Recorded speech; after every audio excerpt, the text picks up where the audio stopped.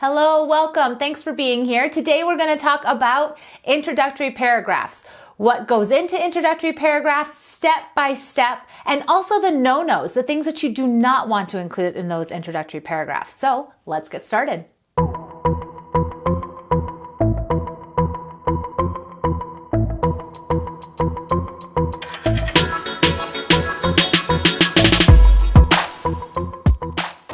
Before we get into introductions, let me introduce myself. My name is CL, and I teach at a university, and I have been an educator for almost 20 years now, and I love it. It's my favorite thing to do. And I created this channel to support college students, specifically in areas related to English content, but then also in this adulting thing in college life. So I wanted this to really be a space, this channel to be a space where students can go to get support when they are needing it. So if that is something that you're interested in, please do subscribe to this channel, click on that bell, and you'll be notified whenever there is new content. Now let's get into introductory paragraphs. I created this video, and then I also created two other videos. So if you're interested in body paragraphs and conclusions, I do have videos on those. I will be sure to link those in the description, and then I will also post them right here. But I created those videos and this one about introductions to really support students in essay writing, because when you get to college classes, it's basically assumed that you're going to be able to write these types of paragraphs, and it's assumed that you know what goes in them. And yet, we all have had different learning experiences. We all write essays differently. We're all coming from various high schools or past experiences. And so it's always nice to have a refresher on what are your English instructors and also what are all your other instructors sort of expecting in those types of paragraphs. So that's where this comes in handy. And so without further ado, let's go into introductions. What are we supposed to put into those introductions? So the first thing is you want to engage your reader somehow. So this could be engage the reader. Some people will call this a hook, but you want to provide them with some information that'll have them stop. The way that I think about this is if you're scrolling through social media, engaging the reader is what will make you, like, you're going to be scrolling and then something will have you stop. You want to do the same for your reader for your essays. So what are ways that you could engage the reader? So you could use a quote, and this quote can be from a movie or a song or a book or a poem. You want to make it something that is striking or that might strike a chord with your audience. So an example of this could be, I had a student writing about sex education being needed in a different way in high school. And she started off with a quote that was from Mean Girls, and it says, "Don't have sex or you'll get pregnant and die." And I just burst out laughing. Not only do I love Mean Girls, but then the quote pertained to the rest of her paper. So you do want to make sure that whatever you choose to engage your reader actually pertains to the topic of your paper, but you can be creative with it. So a quote is just one idea. You could also use a joke or humor or a funny story. You could provide the reader with surprising and startling information that they don't know or that they're not aware of. Tell a story. You could tell a story, or you could even ask a question. So if you're asking a question, the reader's going to be answering that in their brains, and that again is engagement. Those are the things that you want. Basically, you want them to stop scrolling and pay attention to whatever you're about to write. The second component that you want to include in your introduction is you want to state your purpose, the reason why you're writing.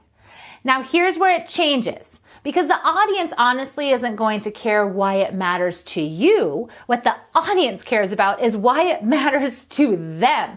So you want to start to get into your audience and your readers' brains and think about what would make this topic relevant in their lives. Why should they care?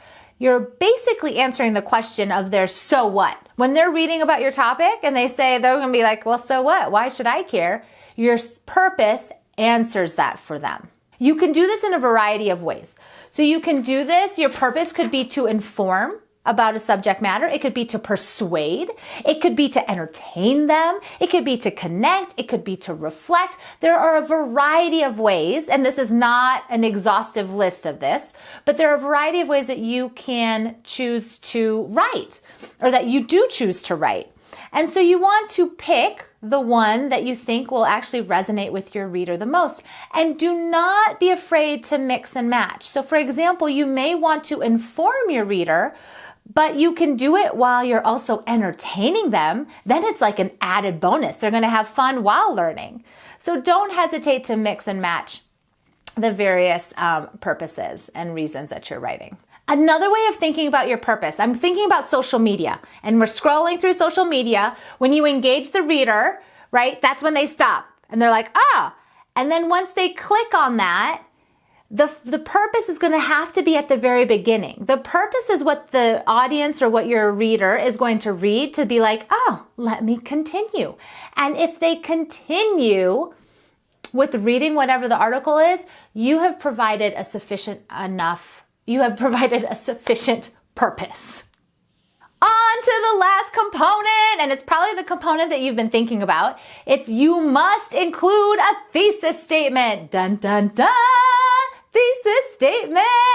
Now, if you've broken out in hives or you're starting to sweat because I said the word thesis statement, calm down. Let me tell you exactly what you want to put in your thesis statement. Now, remember, this is foundational. So I am going to give you what, at a minimum, needs to be in your thesis statements. I am doing my best to simplify it for you so that you do not get sweaty and nervous and break out in hives about this word called thesis statement. And then just know that if your instructors ask you to do your thesis statements or to write your thesis statements in a specific format, that will be on top of this. So make sure you do whatever they are asking, because there's usually a purpose to it. Remember what we just spoke about, a purpose. So in essence, a thesis statement needs to have two things. A thesis statement is one sentence, and it needs to include a main idea or a subject or a topic, whatever term works for you. Subject, topic, main idea, that goes in your thesis statement. And the second component is that it needs to contain a stance, an opinion, or a point of view. Use whatever term works best for you. A stance, an opinion, or a point of view. So as long as those two things are in that sentence, you've got a thesis statement. Now, what's the role of a thesis statement? The thesis statement is going to be the main idea for the entire assignment. If your assignment is one paragraph, you have a thesis statement in that paragraph, and it's usually in the first two sentences at the very beginning of that paragraph. If you have a 7-page paper, you're going to have one thesis statement. If you have a 107-page paper, you also are going to have one thesis statement. So it's one thesis statement, one main idea that you are arguing for the entire assignment. Now, what could be an example of a thesis statement? So here's one that I just recently received from a student, and it says, hip-hop has had a major influence in American youth culture over the past 30 years. So let's go through our checklist. 1, does it have a main idea or a subject or a narrow topic? Absolutely. We're talking about hip-hop and American youth culture. Done. Now, does it have a stance? Well, yeah, this author is saying that hip hop has played a major influence. A way that you can gauge or self-check to see if there is a stance is, can someone say the opposite? Can someone fight against you? Could someone say hip hop has had no influence on American culture? Well, yes, people could say that. So if there can be opposition, you know that there is a stance. So in this thesis statement, there's both. Done, check, check, thesis statement, complete. So those are the 3 components that I would say needs to be in your introduction. You can put them in any order. It doesn't really matter as long as they're in there. Now, of course, if you have an instructor that says that they want you to engage the reader at the beginning and your thesis statement at the end, follow their directions. But if your instructor doesn't make any comments about that, just know that as long as all 3 of those components are in your introduction, you're totally fine. I do have a 4th optional item. The optional item, and this really depends on your topic and your thesis statement. If you have a thesis statement or you're dealing with a topic that most of your readers are not going to understand fully. They're just not going to know what it's about. You want to provide contextual information. So you just want to provide enough information that they understand exactly what you're talking about related to your thesis statement and whatever that topic is. This can be as simple as if you're writing about a movie and you're writing about, for example, The Blind Side. You could say, in The Blind Side, and some people won't know what The Blind Side is. So you want to provide contextual cues to say, in the movie, The Blind Side. This could also be in the form of a definition. So for example, if you are writing about racism, you want to provide the definition that you're using for racism. Are you using mainstream racism? Are you using systemic racism? Are you using political racism? Whatever definitions you are using, that might be something that you want to put in your introductory paragraph to again clarify for the reader what your meaning is for your thesis statement or within your thesis statement. Again, that is fully optional, and it really depends on the topic that you have chosen to write about. All right, so that's what I have for you. 3 things to go into your introductory paragraph. Engage the reader somehow, otherwise known as a hook if you want to do it at the beginning. You want to provide the purpose of your paper for the reader, make it important to them, and you want to provide your thesis statement, which is basically the main idea for the entire paper. Optionally, provide contextual clues or context to explain anything that might be confusing for the reader in your introduction. And other than that, you are good to go. So now let's get into those. Oh, I think I scared you. So now let's get into those no-nos, the things that you should not do in your thesis statement. In your introductory paragraph. So the first thing I would say is you do not want to announce. What the heck do I mean? Do not tell me what you're going to do in your paper. So announcing looks like, this paper is going to be about, I will be writing about, or the purpose of this paper is, or I will now engage you, reader, by telling you a funny joke. Those are all what we call announcing. Y'all don't need to announce. It just takes up space on the page. We know you're going to do it because you stated it. So you don't need to have that announcement. Another way of thinking about this is like show, don't tell.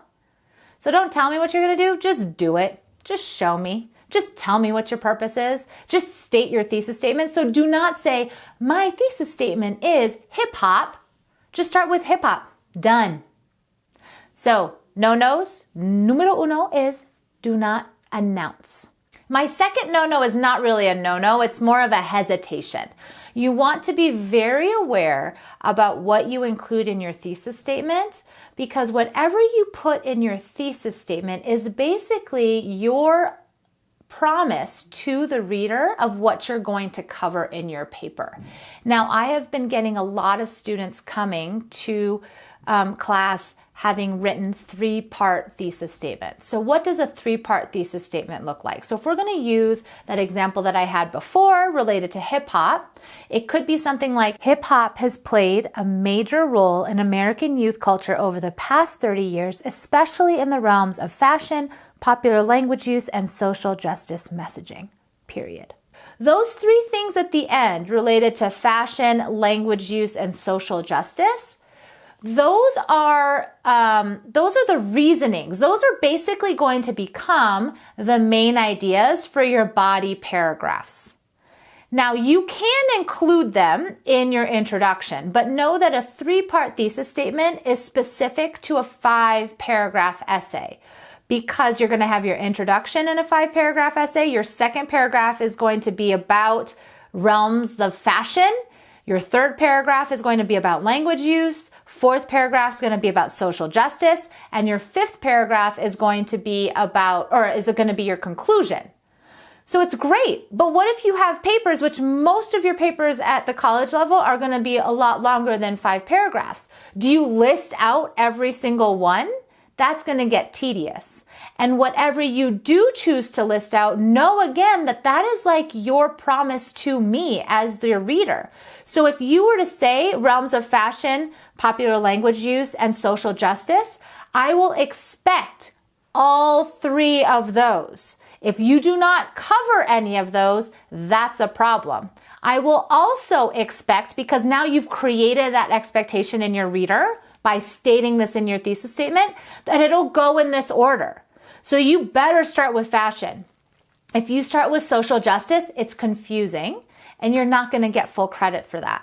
So I just want y'all to be aware. So again, a thesis statement at its core is going to be main idea and stance. So you could really stop it at 30 years. And that gives you the flexibility in your body paragraphs to write about whatever. You might have 7 other ideas other than the 3 that I've listed here that you want to write about. Great, go, write, keep going. But you're not limiting yourself. If you put those in your introduction, in your thesis statement, you will be limited to those. And if you have a 4th idea that's not fashion, language, or social justice messaging, then it's going to go off topic because you've created that expectation and basically like that contract with your reader that those are the things that you're going to be putting in there. So you do not, and I don't know, maybe instructors will go against me at this point, but you do not have to include the structure or every single idea that your body or that are going to go into your body paragraphs in your introduction, unless you want to. And unless your instructor tells you to. So there are my 2 caveats. So you could do that. So that's what I have for you folks. If it was helpful, please click the like button so I'm aware. If you have any other questions, please write those in the comments. I do love reading your comments. And if you do have any questions, I'll do my best to answer them for you. Again, if this is content that you're interested in, I would love for you to subscribe and click on that bell to be notified whenever there's new videos. Come join. And then you can also join me on Instagram. So I'm on Instagram and I do post other different content related to academic life, college life, adulting, family life, whatever it is. So that's all on Instagram. So you can find me at CL Amundsen over on the IG. And what else? That was probably the super not cool way to say it, but that's what I got for y'all. Thank you so much for watching. Thanks for being here. I so appreciate it. And I hope to see you around again soon. Thank you. And I am, who am I? Who am I? 8? What the heck? Okay, let's try this again. My name.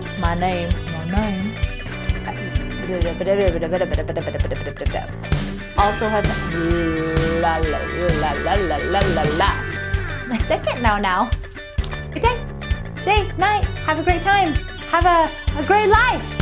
Yay, go live. Have a great life. So that's what I have for you.